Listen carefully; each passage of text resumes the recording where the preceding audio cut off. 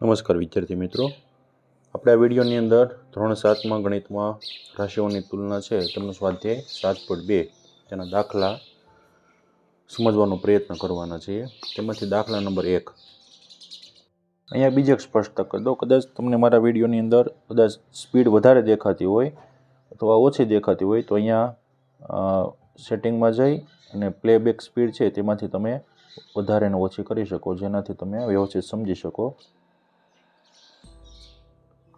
અહીંયા આપણને નફો જાય છે કે ખોટ તેની વાત પૂછેલી છે અને કેટલા ટકા જાય છે તે પણ પૂછેલું છે. તો એને સમજવા માટેની અંદર આપણને 4 દાખલા આપેલા છે. એમાંથી પહેલો દાખલો, અહીંયા આપણે રકમમાં એવું કીધેલું છે કે બગીચામાં વપરાતી જે કાતર છે તે 250 રૂપિયામાં ખરીદી, એટલે કે કાતરની જે મૂળ કિંમત છે 250 રૂપિયા છે અને તે વ્યક્તિ 325 રૂપિયામાં વેચી દે છે. તો અહીંયા આપણને ખ્યાલ આવે કે વસ્તુ ખરીદી તેના કરતાં વેચી થોડીક મોંઘી, તો એને નફો થયો હશે. નફો કેટલો થયો? તો કે વેચાણ કિંમત છે તેમાંથી મૂળ કિંમત બાદ કરી દઈશું. વેચાણ કિંમત છે 325, મૂળ કિંમત છે 250. તો અહીંયા તે વ્યક્તિને 125 રૂપિયાનો નફો થયો. હવે આ જે નફો થયો છે 75 રૂપિયાનો નફો થયો. આ જે નફો થાય છે હવે એ નફાને ટકાવારીમાં જોઈએ છે. તો નફો ટકાવારીમાં, તો એ સમજતા પહેલાં નીચેનું સ્ટેપ પહેલાં લખું છું, નફો ટકામાં. અહીંયા આપણને કેટલા ટકા નફો થાય છે શોધવાનું છે. એના માટે 75 રૂપિયાનો નફો થયો કઈ કિંમત ઉપર? તો એને 250 વાળી વસ્તુ 325માં વેચી ત્યારે, તો એને નફો 250 રૂપિયા ઉપર થયો છે. તો આને આ રીતે પણ લખી શકાય, 250 માંથી 75, એટલે કે મૂળ કિંમત જે હતી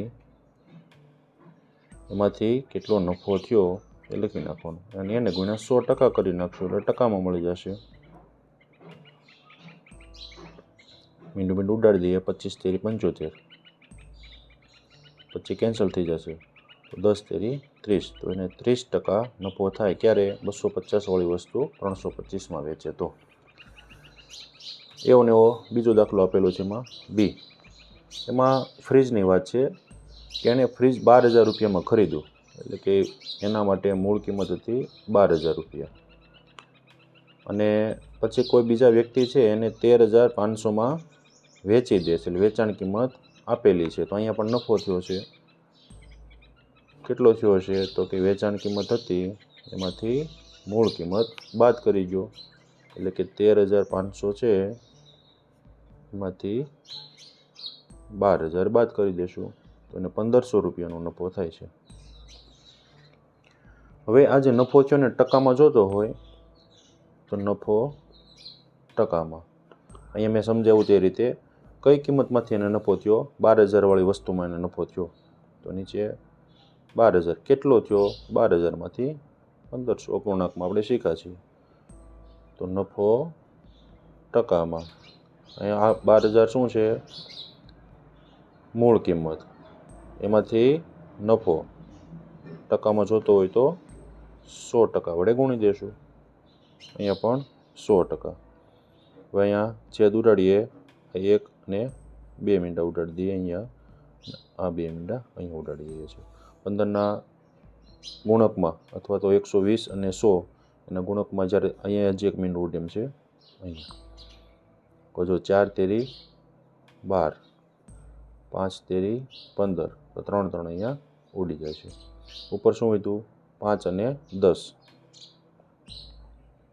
5 ગુણ્યા 10, નીચે વધ્યા 4, એટલે 10 પંચા 50, એના 4 ભાગ પાડશો, 50ના 4 ભાગ પાડશો એટલે 12.5% એને નફો થાય છે. ત્યાર પછી ત્રીજો દાખલો. ત્રીજા દાખલામાં આપણે એવું કીધું છે કબાટ છે એણે ખરીદ્યું 2500 રૂપિયામાં. એ વસ્તુની જે મૂળ કિંમત છે એ 2500 રૂપિયા છે. પછી કબાટને વેચવું 3,000 રૂપિયામાં. તો વેચાણ કિંમત કેટલી થાય છે? 3000. એટલે અહીંયા પણ નફો થયો, સસ્તું લીધું અને મોંઘું વેચ્યું. કેટલો રૂપિયો? 500 રૂપિયાનો અહીંયા નફો થાય છે. તો સૂત્રમાં મૂકવું હોય આપણે તો વેચાણ કિંમત છે તેમાંથી મૂળ કિંમત બાદ કરી દેશું. એટલે કે 3000માંથી 2500 રૂપિયા બાદ કરો એટલે 500 રૂપિયાનો નફો થયો. નફો ટકામાં જોતો હોય, નફો ટકામાં કઈ કિંમત ઉપર નફો થયો? 2500 વાળી વસ્તુ હતી ત્યારે એને 3000માં વેચી, તો એને 2500 રૂપિયામાંથી નફો થયો. કેટલો? 500. આટલામાંથી આટલા 100 વડે ગુણી દઈએ. તો નફો ટકામાં સૂત્ર આપણને ખ્યાલ છે કે નીચે લખશું આપણે મૂળ કિંમતમાંથી નફો થયો છે. અહીંયા એમાંથી નફો અને 100% વડે ગુણી દઈએ. અહીંયા છેદ ઉડાડીએ. આ 2 0 અને અહીંયા 2 0. 25 ચોક 100. તો 25 25 અહીંયા ઉડી જશે. ઉપર 5 અને 4 વધ્યા એટલે કે 5 ચોક 20. 20%નો નફો થાય કે જો 2500 વાળી વસ્તુ 3000માં વેચે તો.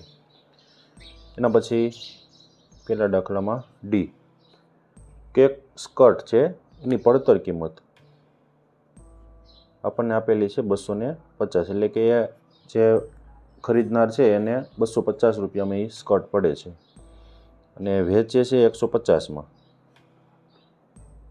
તો આ 150ની અંદર જે વેચે છે તો આપણને ખ્યાલ આવી જાય કે લીધું એના કરતાં સસ્તું વેચે છે તો એને ખોટ ગઈ. ક્યારે ખોટ ગઈ? તો કે એની પડતર કિંમતમાંથી વેચાણ કિંમત કેવી છે? ઓછી છે. તો બાદ કરીએ કેટલું થાય છે? 250માંથી 150 બાદ કરશો તો એને 100 રૂપિયાની ખોટ ગઈ. હવે આ ખોટ ટકામાં આપણે જોઈતી હોય તો કઈ કિંમત ઉપર એને ખોટ જાય છે? તો કે 250ની વસ્તુ હતી અને 150 વેચે એટલે કે 250ની કિંમત ઉપર એને ખોટ ગઈ. તો અહીં 250 લખીશું અને એમાંથી 100 અને 100% વડે ગુણી દઈએ. તો સૂત્ર શું બનશે? 250 શું છે? પડતર કિંમત. તો પડતર કિંમતમાંથી ખોટ 100 રૂપિયા અને એને 100% વડે ગુણી દઈએ. આ શું થશે? ખોટ ટકા. છેદ ઉડાડીએ. 25 ચોક 100. 25 25 અહીંયા ઉડ્યા. 10 અને 4 તો 10 ચોક 40%ની એને ખોટ જાય. ક્યારે? 250 વાળી વસ્તુ જો 150માં વેચી દે તો એને 40% ખોટ જાય. ત્યાર પછી દાખલા નંબર 2. દાખલા નંબર 2માં એવું કીધેલું છે કે નીચે આપણને થોડાક ગુણોત્તર આપેલા છે અને આ ગુણોત્તરમાંથી આપણે ટકાવારી શોધવાની છે. તેમાંથી પહેલો ગુણોત્તર એવો છે 3/1. એટલે 3/1નો અર્થ એવો થાય 3 ભાગ અહીંયા છે ને 1 ભાગ અહીંયા છે. એટલે કે કુલ ભાગ કેટલા થાય? 3 અને 1 એટલે 4 ભાગ થાય. તો આની રીતે પણ લખી શકાય 4માંથી 3 અહીંયા છે ને 4માંથી 1 અહીંયા છે. તો આને દર્શાવવા માટે 3 માટે શું લખશું? 4માંથી 3 અને 1ને કઈ રીતે દર્શાવશું? 4માંથી 1. હવે આને ટકામાં જોતું હોય તો 100% વડે ગુણી દો અથવા 100ના છેદમાં 100 લખી નાખો. તો અહીંયા સીધું થઈ જશે. 4 અને 100 છે એ 25ના ગુણકમાં આવે છે. તો 25 ચોક 100 અને ઉપર બધા 25 ગુણ્યા 3 એટલે કે 75%. આ ટકાની નિશાની. તો આમાં અપૂર્ણાંકને 100 વડે ગુણી દેશો અને 100 વડે ભાગી દેશો એટલે કે 100માંથી 100 એટલે 100%. અને એ સીધું થઈ જશે 25 ચોક 100. 4 4 ઉડી જશે તો અહીંયા વચ્ચે 25. અહીંયા એ પણ સમજી લેવાનું કે બંને થઈ અને 4 ભાગ હતા તો બંને થઈને ટકા પણ કેટલા થવો જોઈએ? 100. એટલે 75 અને 25 100%. એના પછીનો દાખલો બી 2/3/5. એટલે કે અહીંયા આપણને કુલ 3 ભાગ પાડ્યા છે. એટલે કે કુલ જે ભાગ છે એમાં 2 ભાગ 3 ભાગ અને 5 ભાગ કુલ આટલા ભાગ પાડ્યા છે. એટલે કે કુલ 10 ભાગ પાડ્યા છે. તો 10માંથી 2 ભાગ 10માંથી 3 ભાગ અને 10માંથી 5 ભાગ. તો પહેલાં 2 માટે પછી 3 માટે અને પછી 5 માટે. તો 2 માટે કઈ રીતે લખશો? 10માંથી 2 છે 2 માટે. 10માંથી 2 ટકામાં જોતું હોય 100% વડે ગુણી દેશું. મીંડું ઉડાડી દઈએ. 10 દૂને 20% થાય. 10માંથી 2 એટલે 20%, સીધું પણ ખ્યાલ આવી જાય. હવે 3 માટે જોઈએ. 10માંથી 3 100% વડે ગુણી દેશું. 10 તેરી 30%. આ 2 થી 50% થાય છે, તો આ નીચેનું પણ 50% હોવું જોઈએ. 10માંથી 5%માં જોઈએ છે તો 100%. મીંડું ઉડાડી દઈએ. 10 પંચાને 50. કુલ 100% થવા જોઈએ. એના પછીનો સી, એમાં એમ કીધેલું છે 1/4. એટલે કે 1 ભાગ અહીંયા છે, 4 ભાગ અહીંયા છે, અને અપૂર્ણાંકમાં આપણે પહેલાં ફેરવી દઈએ તો કુલ 4 ને 5 ભાગમાંથી 1 ભાગ અહીંયા છે, અને 5 ભાગમાંથી 4 ભાગ અહીંયા છે. અને અપૂર્ણાંકમાંથી ટકામાં જોતું હોય આપણે તો 100% વડે ગુણી દઈએ. હવે 100ના 5 ભાગ પાડશો તો આવશે 20. 20 પંચા 100 થાય એટલે 20 આવશે. ત્યાર પછી 80% આવવું જોઈએ, કેમ કે 20% તો અહીંયા આવી ગયું છે. અને અપૂર્ણાંકમાંથી ટકામાં જોઈએ છે તો 100% વડે ગુણી દેશું.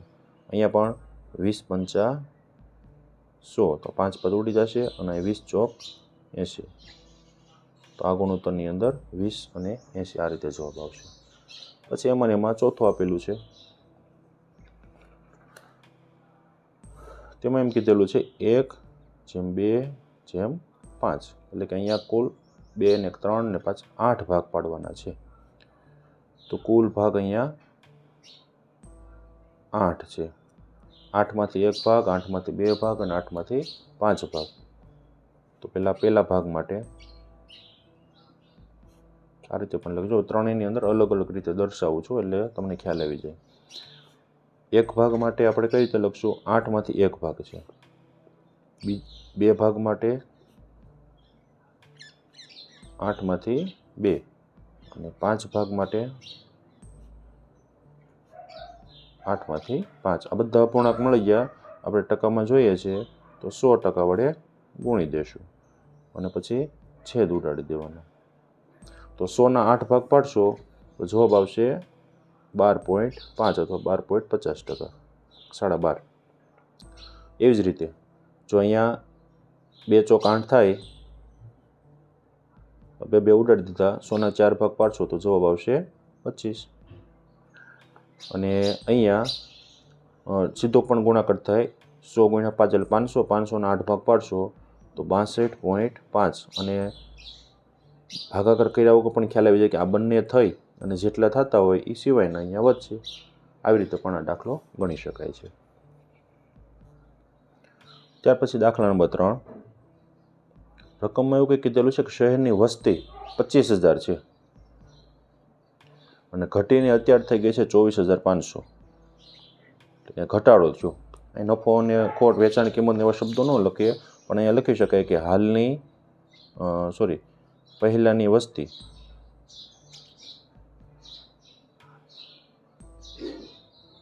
અને હાલની વસ્તી. સમજાય રીતે લખું છું તમને. હવે અહીંયા ઘટાડો થયો છે, તો આ જે ઘટાડો થયો છે કેટલો ઘટાડો થયો? તો ઘટાડો બરાબર હાલની વસ્તી છે અને પહેલાંની વસ્તીમાં તફાવત કેટલો છે? 500નો તફાવત છે. એટલે કે પહેલાંની વસ્તી તેમાંથી હાલની વસ્તી બાદ કરી દો, એટલે કે 25,000માંથી 24,500 બાદ કરી દો તો 500નો ઘટાડો આવ્યો. હવે આ ઘટાડાના ટકામાં જોઈએ છે, જે આપણે આગળ નફા અને ખોટના પહેલા દાખલામાં આપણે જોઈએ તે રીતે. હવે આ જે ઘટાડાના ટકામાં જોઈતો હોય તો ઘટાડો આવ્યો છે એમાંથી, આ જે ઘટાડો છે તેને ટકામાં. તો કઈ સંખ્યા ઉપર ઘટાડો આવ્યો? 25,000માંથી ઘટાડો આવ્યો. તો 25,000 કેટલો ઘટાડો આવ્યો? 500. અપૂર્ણાંક મળી ગયો. અપૂર્ણાંકમાંથી ટકામાં જોતું હોય તો 100% વડે ગુણી દેશું. હવે 1 2, આ 1 2 અને 1 મીંડું અહીંયા જશે. પછી 25 તો 50, 50ના 25 ભાગ પાડશો તો આવશે 2. એટલે 2%નો ઘટાડો થયો. તો નીચે આપણે લખી શકાય કે શહેરમાં 2% વસ્તીનો વસ્તીનો ઘટાડો થયો, આવી રીતે લખી શકાય. ત્યાર પછી એનો દાખલો જોઈએ. દાખલા નંબર 4. હવે એમાં એવું કંઈક કીધેલું છે કે અરુણે કાર ખરીદી 3,50,000માં, એટલે કે એના માટે મૂળ કિંમત કેટલી થશે? 3,50,000. હવે 1 વર્ષ પછી થોડોક ભાવ વધ્યો તો એ કારને વેચી નાખે છે. વેચાણ કિંમત આપણને આપેલી છે 3,70,000. તો અહીંયા આપણને સીધો જ ખ્યાલ આવી જાય છે કે 20,000નો એને નફો થાય છે. તો આ જે કારમાં જે વધારો થયો છે, એટલે કે નફો થયો છે, એ વેચાણ કિંમતમાંથી મૂળ કિંમત, બેનો તફાવત જોઈએ છે. તો 3,70,000 છે, તેમાંથી 3,50,000 બાદ કરશો એટલે 20,000નો એને નફો થાય છે. આ નફો. હવે કેટલા ટકા નફો થયો? તો કે નફો ટકાવારીમાં. તો આપણને ખ્યાલ છે કઈ કિંમત ઉપર નફો થયો? 3,50,000 ઉપર નફો થયો. આ તો એણે વેચી, આમાં આ કિંમતમાં નફો આમાં થયો. ક્યારે? કેમ કે 3,50,000ની વસ્તુ હતી ત્યારે આટલામાં વેચી શક્યો છે. તો નફો ખરેખર આ કિંમતમાં થયો છે. કેટલો થયો? 20,000. કેટલામાંથી કેટલા? એટલે 3,50,000માંથી 20,000. તો અહીંયા નફો ટકામાં સૂત્ર, જો સૂત્ર ગોખવું ન પડે એટલે હું પહેલાં આ સ્ટેપ લખું છું ને પછી ઉપરનું સ્ટેપ લખું છું. તો 3,50,000 શું છે? મૂળ કિંમત. અને એમાંથી નફો કેટલો થયો? અને અહીંયા 100%. અપૂર્ણાંકને ટકામાં જોઈએ તો 100% વડે ગુણી દઈશું. આ 1 અને 2 મીંડા અહીંયા ઉડી જશે, આ 1 અને 2 મીંડા અહીંયા ઉડી જશે.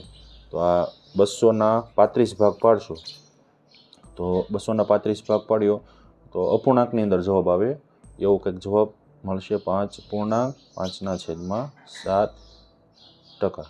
એટલે કે આ 200 છે એના તમે 35 ભાગ પાડશો અને પછી જે જવાબ આવશે એનો તમે ડબલ્યુ બનાવશો તો આપણને આવો કંઈક જવાબ મળશે. અને પછી અથવા તો સાદુરૂપ આપશો તો પણ આપણને આવો જવાબ મળી જશે. ત્યાર પછી દાખલા નંબર 5. દાખલા નંબર 5માં કંઈક એવું આપણને કીધેલું છે કે એક ટીવી 10,000માં ખરીદું, એટલે કે વસ્તુની જે મૂળ કિંમત છે એ 10,000 રૂપિયા છે. હવે એ 10,000માં ખરીદેલું જે ટીવી છે એને વેચી દેવું છે. કેટલામાં વેચવું આપણને નથી ખ્યાલ, વેચવું કેટલામાં ખ્યાલ નથી, પણ એટલું આપણને કીધેલું છે કે 20% નફો મળેલો છે. એટલે આમાં ટકાવારી શોધવાની હતી અને વેચાણ કિંમત આપેલી હતી. આની અંદર ટકાવારી આપેલી છે અને વેચાણ કિંમત શોધવાની છે. ગણીએ કઈ રીતે થાય છે? બે રીતે ગણી શકાય, પણ આપણને સરળ તમને પડે એ રીતે હું તમને સમજાવું છું. હવે જો 20% નફો ક્યારે થાય? કે 100 રૂપિયાવાળી વસ્તુ 120માં વેચે તો એને 20% નફો થાય. એટલે આપણને શોધવાનું શું છે? વેચાણ કિંમત. તો વેચાણ કિંમત આપણે પાછળ લખીશું. આપેલું શું છે? મૂળ કિંમત. તો એને હું આગળ લખું છું. હવે 20% નફો છે. આ 20% નફો લેવા માટે 100 રૂપિયાની વસ્તુ છે એ કેટલામાં વેચવી પડે? 120માં વેચવી પડે. એટલે કે મૂળ કિંમત જો 100 રૂપિયા હોય અને એને કેટલામાં વેચવી પડે? 120માં વેચવી પડે. તો આપણી પાસે મૂળ કિંમત કેટલાની છે? 10,000ની છે. તો એને કેટલામાં વેચવી? એટલે કે આટલા એ આટલા, તો આટલા એ કેટલા? સરખામણી 100 સાથે કરેલી છે. તો અહીંયા આ બંનેનો ગુણાકાર કરીશું. 10,000 ગુણ્યા 120. નીચે અહીંયા જે સંખ્યા આપેલી એ સંખ્યાને લખી લેવાની. આ છેદ ઉડાડી દેશો. 100 અને 120 મીંડા વગર ગુણાકાર કરો તો 12 એકુ 12 અને પછી 1, 2 ને 3 મીંડા. તો આ અહીંયા આપણને આપેલું છે ટીવી. એ જો 12,000માં વેચે તો 12,000માં વેચે તો એને 20% નફો થયો. બીજી પણ રીતો હોય છે, આ તમને સમજાય તે રીતે મેં ગણાવેલો છે. ત્યાર પછી દાખલા નંબર 6. એમાં એવું કીધેલું છે કે વોશિંગ મશીન છે એ 13,500માં વેચી દીધું, એટલે કે વેચાણ કિંમત આપેલી છે 13,500. હવે વેચ્યું તો એમાં એને ખોટ ગઈ, 20% ખોટ ગઈ. 20% ખોટ ગઈ એનો અર્થ એવો થયો કે વસ્તુ છે એ 13,500 કરતાં મોટી હશે એની કિંમત, તો જ ખોટ ગઈ હોય ને. મૂળ કિંમત શોધવાની છે. અહીંયા આપણે વેચાણ કિંમત ગોતવાની છે. આના કરતાં ઊંધું છે. જે શોધવાનું છે તેને પાછળ લખું છું, મૂળ કિંમત આપેલું છે ને આગળ લખું છું. શા માટે? કેમ કે આપણે પ્રશ્નાચિહ્ન છે, શોધવાનું છે પાછળ હશે તો જ ત્યાં પ્રશ્નાચિહ્ન આવશે. હવે અહીંયા 20% ખોટ જાય છે. આનો અર્થ એવો પણ થાય કે 100 રૂપિયાવાળી વસ્તુમાં 20% ગણો તો 80 રૂપિયા, એટલે ખોટ હોય તો 80 રૂપિયામાં વેચેલી હોય, નફો હોય તો 120માં વેચેલી હોય. એટલે કે 100 રૂપિયાવાળી વસ્તુ મૂળ કિંમત જો 100 હોય અને 20% ખોટ જાય કેટલા વેચી હોય? 80 રૂપિયામાં. 100 એ 20 રૂપિયાની ખોટ. તો આપણે 13,500 આપેલી છે ને ખોટ, તો અહીંયા 13,500 મૂળ કિંમત છે. સોરી, ઊંધું લખાઈ ગયું ને. મૂળ કિંમત શોધવાની હતી. વેચાણ કિંમત કેટલી આપેલી છે? વેચાણ કિંમત 13,500. તો આ આપણે શોધવાનું છે. ફરીવાર સમજાવી દઉં. જો 100 રૂપિયાવાળી વસ્તુ 80માં વેચે, વેચાણ કિંમત 80 હોય તો 20% ખોટ જાય. અહીંયા આપણે કેટલા વેચવું છે? વેચાણ કિંમત આપેલી છે 13,500. તેની મૂળ કિંમત શોધવી છે, તો ત્યાં આપણે પ્રશ્નાચિહ્ન કરશું. અહીંયા જે કરીએ તો આ બંનેનો ગુણાકાર, તો 13,500 એને ગુણ્યા 100, નીચે લખી નાખશું 80. 1 મિનિટ ઉડાડી દઈશું.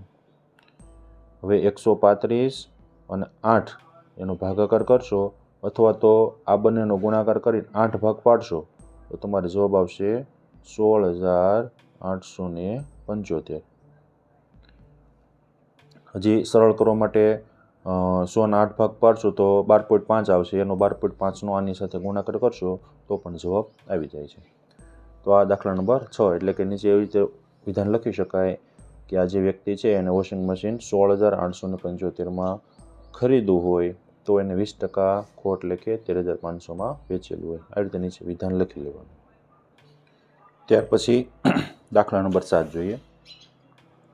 દાખલા નંબર 7 છે ને, એમાં 2 દાખલા આપેલા છે. એમાંથી પહેલો દાખલો આવડી જશે એટલે એમાંથી બીજો જવાબ મળી જશે. અહીંયા એવું કીધેલું છે કે ચોક છે, જે આપણે બોર્ડમાં લખવાનો ચોક હોય, એમાં 3 વસ્તુનો સમાવેશ થાય છે એવું અહીં કીધેલું છે. એક તો કેલ્શિયમ, બીજું છે કાર્બન અને ઓક્સિજન. આ 3 જે વસ્તુ છે, આ ત્રણેયનો સમાવેશ કરીને ચોક બનાવ્યો હોય. એમાં કેલ્શિયમ છે એનો 10 ભાગ હોય, ચોક છે એની અંદર કાર્બન છે એ 3 ભાગ, અને ઓક્સિજન છે એના 12 ભાગનો ઉપયોગ કરેલો હોય. એટલે ત્રણેયનો ગુણોત્તર આપેલો છે. તો કુલ ભાગ આપણને ખ્યાલ આવી જાય. કુલ ભાગ 10, 3 અને 12, આ ત્રણેયનો સરવાળો કરશું. 10 + 3 + 12 એટલે કુલ ભાગ થશે 25. તો 25માંથી 10 ભાગ કેલ્શિયમ, 25માંથી 3 ભાગ કાર્બન અને 25માંથી 12 ભાગ છે ઓક્સિજન. તો આ ત્રણની આપણે ટકાવારી શોધવી છે. રકમમાં આપણને એમ કીધેલું છે કાર્બનની ટકાવારી શોધો. તો કાર્બનની ટકાવારી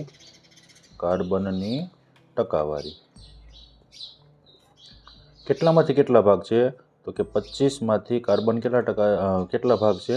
3 ભાગ છે. અને ટકામાં જોતું હોય તો અપૂર્ણાંક મળી ગયો, એને 100 વડે ગુણી દઈશું. 100% વડે. અહીંયા છેદ ઉડેન છે, 25 ચોક 100. 25 ઉડાડી ગયો તો 4 તેરી 12, એટલે કે 12% કાર્બન હોય છે. એમાં બીજો દાખલો એવો પૂછેલો છે કે જો ચોકમાં કાર્બનનું વજન 3 ગ્રામ હોય, કાર્બનનું વજન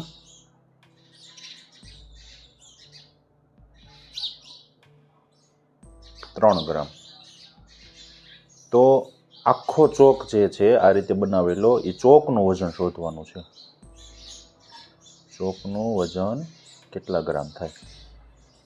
હવે જો અહીંયા સીધું સમજાવી દઉં. 25માંથી 3 ભાગ કાર્બન છે, તો આપણે એમ ધારી લઈએ કે 25 ગ્રામનો ચોક હોય તો એને કેટલા ભાગ મળેલા? 3 ભાગ. તો 25માંથી 3 ભાગ કાર્બન છે, તો 25 ગ્રામનો ચોક હોય તો 3 ગ્રામનો કાર્બન થાય. અહીંયા આપણને શું કીધેલું છે? કાર્બનનું વજન 3 ગ્રામ છે, તો ચોક કેટલાનો થશે? કુલ ભાગ જેટલો જ થાય. તો ચોકનું વજન બરાબર કેટલા ગ્રામ થશે? 25 ગ્રામ. વન ગણવું હોય તો કઈ રીતે ગણી શકાય? તો 25 એ 3 ગ્રામ કાર્બન છે, એટલે કે કાર્બનનું વજન અહીંયા કેટલા ગ્રામ છે? 3 ગ્રામ. તો 3 ગ્રામ ક્યારે થાય છે કે 3 ભાગ હતા, તો આખો ભાગ કેટલાનો થાય? 25નો. આ રીતે સમજાવી શકાય છે. હવે દાખલા નંબર 8, બે ત્રણ દાખલા રહ્યા છે. 8મો દાખલો એવો કીધેલો છે, અમીના નામની કોઈ છોકરી છે. તો અમીના શું કરે છે? એક પુસ્તક ખરીદે છે 275 રૂપિયામાં. તો અમીના એક પુસ્તક ખરીદે છે. પુસ્તકની મૂળ કિંમત 275 રૂપિયા આપેલી છે. હવે પુસ્તકને વેચી દે છે. કેટલામાં વેચે આપણને કીધેલું નથી, એટલે કે વેચાણ કિંમત શોધવાની છે, પણ અહીં કીધેલું છે કે એને ખોટ જાય છે. પુસ્તક ગમતું નથી ને બીજાને સસ્તામાં વેચી દે છે 15%, અથવા તો એને ઉપયોગી નથી અને બીજાને આપી દે છે, પણ ઓછા ભાવે આપે છે, વપરાયેલું છે એના માટે. તો 275માંથી 15% એને ખોટ ગઈ, તો વેચાણ કિંમત એના કરતાં ઓછી જ આવશે. ગણીએ કઈ રીતે થાય છે. જે શોધવું છે એને પહેલાં પાછળ લખી લઈએ. વેચાણ કિંમત આપેલું છે એને આગળ લખી લઈએ. આગળના દાખલામાં આપણે શીખી ગયા છીએ. વેચાણ કિંમત અને મૂળ કિંમત ટકાવારી કેટલી છે? 15%. હવે જો 100 રૂપિયાની વસ્તુ હોય એમાં 15% ખોટ જાય છે, એટલે કે 15%, એટલે 100 એ 15 રૂપિયાની ખોટ, તો કેટલામાં વેચવું પડે? એને 85 રૂપિયામાં વેચવું પડે. સરખામણી 100 સાથે કરી તો 275 વાળી વસ્તુ હોય તો એને કેટલામાં વેચવી પડે? આ 85 એટલા માટે આવ્યા છે, 100 એ 85, એટલે કે 100 એ 15 રૂપિયા કપાણા. 100 એ 15 રૂપિયા કપાણા શું કામ? કેમ કે 15% ખોટ જાય છે. આ બંનેનો ગુણાકાર કરીશું. 275 ગુણ્યા 85, નીચે લખી લેશું 100. આ બંનેનો ગુણાકાર કરશો એટલે જવાબ આવશે 23,375. નીચે છે 100 છે એટલે 2 પોઈન્ટ કાપી લેશું, તો 233.75 આટલા રૂપિયાનો એને વેચવું છે. ત્યાર પછી દાખલા નંબર 9. દાખલા નંબર 9, 10 અને 11 એ સાદા વ્યાજ આધારિતના દાખલા છે. જોઈએ શું કીધેલું છે. એમાં 2 દાખલા આપેલા છે. રકમ એવું કીધેલું છે, નીચેની રકમનું 3 વર્ષનું વ્યાજ મુદ્દલ શોધવાનું છે. તો વર્ષ એટલે કે સમય, ટાઈમ આપેલું છે 3 વર્ષ. એમાં પહેલો દાખલો એ મુદ્દલ આપેલી છે 1200 રૂપિયા. ટકાવારી આપેલી છે 12%. તો વ્યાજ મુદ્દલ શોધવું છે, તો પહેલાં આપણે વ્યાજ શોધી લઈએ અને વ્યાજની અંદર આ મુદ્દલ છે ઉમેરી દેશું, તો વ્યાજ અને મુદ્દલ બંને મળી જશે. તો વ્યાજ શોધવા માટે સાદું વ્યાજ બરાબર PRT/100. P એટલે મુદ્દલ, પ્રાઇસ કેટલી છે? 1200. R એટલે ટકાવારી, રેટ 12%. T ટાઈમ કેટલો આપેલો છે? 3 વર્ષ. છેદમાં 100. 100 ઉડી જશે. 12 × 144 અને 144 ગુણ્યા 3 કરશો તો જવાબ આવશે 432.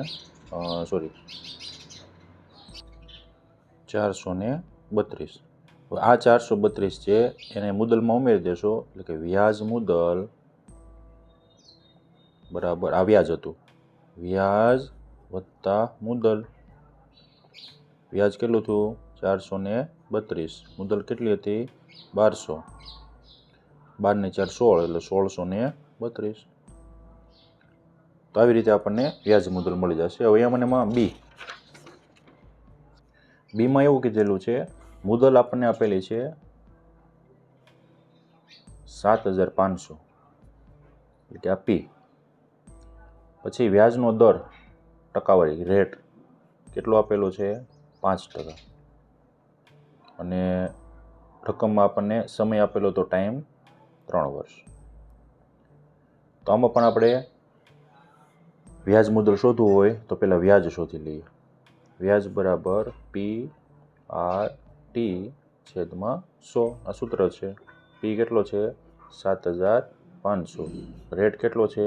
5%. ટાઈમ કેટલો છે? 3 વર્ષ. નીચે 100. આ બે મીંડા અહીંયા ઉડી જશે. 5 તેરી 15 અને 15 × 75 કરશો તો 1125. આ વ્યાજ થયું.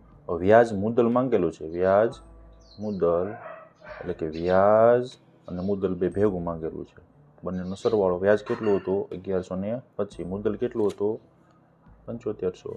આ બંનેનો સરવાળો કરશો 8625. તો આવી રીતે વ્યાજ અને વ્યાજ મુદ્દલના દાખલા ગણી શકાય. ત્યાર પછી દાખલા નંબર 10. એમાં એમ કીધેલું છે કે 56,000 રૂપિયા કોઈ એક વ્યક્તિ છે એની પાસે 2 વર્ષના વ્યાજે 2 વર્ષનું વ્યાજ 280 રૂપિયા થાય છે. તો એને કેટલા ટકે લીધેલા આવશે અથવા તો આપેલા આવશે? અને પી કેટલો આપેલો છે? કિંમત 56,000. ટાઈમ કેટલો વર્ષ આપેલું છે? 2 વર્ષ. વ્યાજ આપેલું છે. ઇન્ટરેસ્ટ આઈ કેટલો થશે? 280. રકમ જ આપેલું છે. તો એને કેટલા ટકે એટલે કે આર શોધવાનું, કેટલા ટકે એણે આ બધી ગણતરી કરેલી છે. જોઈએ આમાં શું કીધેલું છે. તો સૂત્ર શું છે? વ્યાજ. વ્યાજ એટલે આઈ બરાબર PRT/100. આમાં જે આપેલું છે બધું મૂકી દઈએ પહેલાં. આઈ આપેલું છે વ્યાજ 280. નીચે 100 આપેલા છે. પી 56,000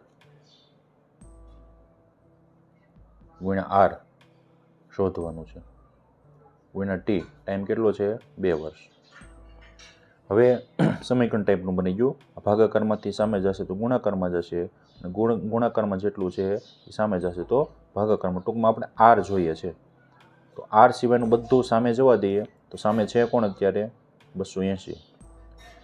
ભાગાકારમાંથી સામે જાય ક્યાં આવશે? ગુણાકારમાં. આરના ગુણાકારમાં જેટલું છે એ સામે જશે ભાગાકારમાં. એટલે 56,000 ગુણ્યા 2.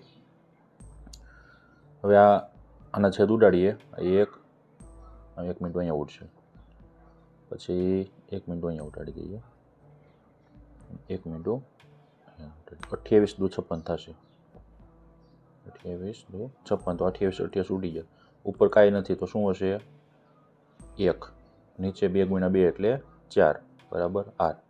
તો 1ના 4 ભાગ પાડશો તો જવાબ આવશે 0.25. અપૂર્ણાંકમાંથી ટકામાં ફેરવશો 0.25%. ચોથો ભાગ. એટલે કે 56,000 રૂપિયા જો એને આટલા ટકે લીધા હોય તો 2 વર્ષ પછી આટલું વ્યાજ થાય. ત્યાર પછી આ પ્રકરણનો અને સ્વાધ્યાયનો છેલ્લો દાખલો 11મો. એમાં એમ કીધેલું છે કે મીનાએ અમુક રકમ વ્યાજે લીધી. શું લીધું એ ખબર નથી તો પી આપણે લખી લઈએ. વાર્ષિક 9%ના દરે એણે લીધા. એટલે 1 વર્ષની જ વાત છે. વાર્ષિક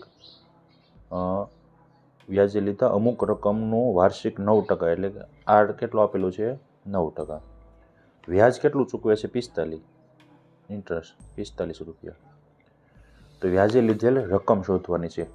અહીંયા આપણને રકમ જ કીધેલું છે. અમુક વર્ષનું વાર્ષિક વ્યાજ આપેલું. વાર્ષિક વ્યાજ એટલે ટાઈમ આપણને 1 વર્ષ જ આપેલો છે. તો સૂત્ર શું છે આપણે? આઈ બરાબર PRT/100. આઈ આપણને આપેલું છે 45. જેટલું આપેલું બધું મૂકવા મળીએ સાદુરૂપ અપાઈ જશે. પી આપણે શોધવાનું છે. આર આપણને આપેલું છે 9.